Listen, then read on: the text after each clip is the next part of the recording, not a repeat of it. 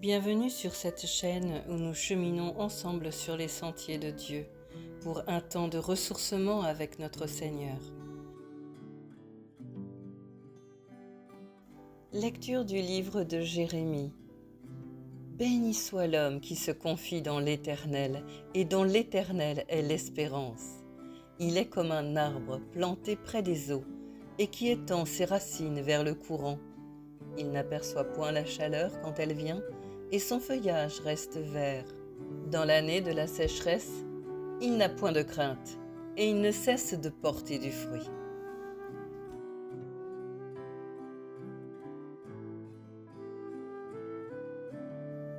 Lecture du psaume 1. Heureux l'homme qui ne marche pas selon le conseil des méchants, qui ne s'arrête pas sur la voie des pécheurs et qui ne s'assied pas en compagnie des moqueurs, mais qui trouve son plaisir dans la loi de l'Éternel et qui la médite jour et nuit. Il est comme un arbre planté près d'un courant d'eau, qui donne son fruit en sa saison et dont le feuillage ne se flétrit point. Tout ce qu'il fait lui réussit. Il n'en est pas ainsi des méchants. Ils sont comme la paille que le vent dissipe. C'est pourquoi les méchants ne résistent pas au jour du jugement, ni les pécheurs dans l'assemblée des justes. Car l'Éternel connaît la voie des justes, et la voie des pécheurs mène à la ruine.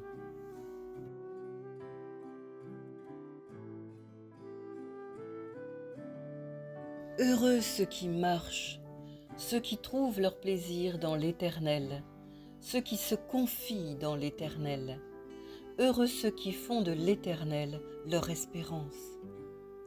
Pourtant, Seigneur, me voici tout près de toi, et j'aspire à un but, j'aspire à mon rêve, celui-là même que tu as placé dans mon cœur, et je ne le vois pas. Quand verrai-je le bonheur ? Ces lectures nous invitent à réfléchir autrement, au véritable bonheur, celui qui nous incite à marcher le cœur plein de confiance, même dans le désert, persévérant. Le bonheur ne serait donc pas le but que l'on s'est fixé, mais dans la poursuite de ce but. Le bonheur se trouverait dans le chemin pour y parvenir, fixant son attention première sur l'Éternel qui abreuve, apaise, console, fortifie, protège et conduit au-delà de l'adversité. Parfois le chemin est rocailleux, étroit, difficile et long dans le temps, plusieurs années même parfois, avant de voir le fruit de son travail, la moindre récompense ou la moindre reconnaissance. Le temps semble long et on est tenté de faire des pauses, mais Jésus lui-même demande à ses disciples de prendre du repos.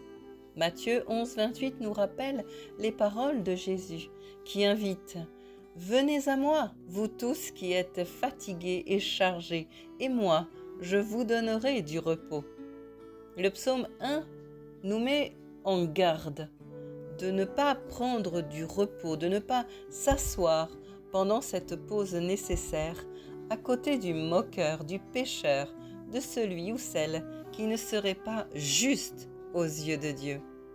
Mais Seigneur, nous sommes tous pécheurs. Oui, mais la différence entre tous aux yeux de Dieu, c'est celui qui vient se cacher dans ses bras en Jésus, qui le reconnaît comme son seul sauveur, seul capable de pardonner les péchés. Alors nous devenons justes, car justifiés par la foi, nous déclare Paul dans sa lettre aux Romains. Le moqueur est celui qui détourne les yeux de Jésus, qui tend ses bras et ses mains percées. Celui-là ne verra pas le bonheur éternel. Alors me voici, Seigneur. Voici, je viens faire ta volonté sur cette terre, selon ce qui est écrit pour moi dans ton livre de la vie. Je veux marcher vers toi, espérer en toi et observer. C'est vrai que même dans l'adversité, la sécheresse ou la terre aride que tu me fais emprunter parfois, dans ce chemin, tu es ma force, mon droit, mon réconfort et tout ce que j'entreprends me réussit au final. Alors toi qui écoutes, continue, persévère aussi Et selon le psaume 27, 14, espère en l'Éternel, fortifie-toi et que ton cœur s'affermisse, espère en l'Éternel. Prions ensemble, au nom du Père, du Fils et du Saint-Esprit. Me voici Seigneur, voici je viens faire ta volonté sur cette terre, selon ce qui est écrit pour moi dans ton livre de la vie, car c'est là mon bonheur. Je veux marcher vers toi, espérer en toi. J'observe et je te remercie, car quelle que soit ma route, tu es ma force, tu es mon droit, mon réconfort, et tout ce que j'entreprends me réussit. Si je ne le vois pas encore, Seigneur, aide-moi à persévérer. Oui, je veux me fortifier et que mon cœur s'affermisse, car l'Éternel est mon espérance. Au nom de Jésus. Amen.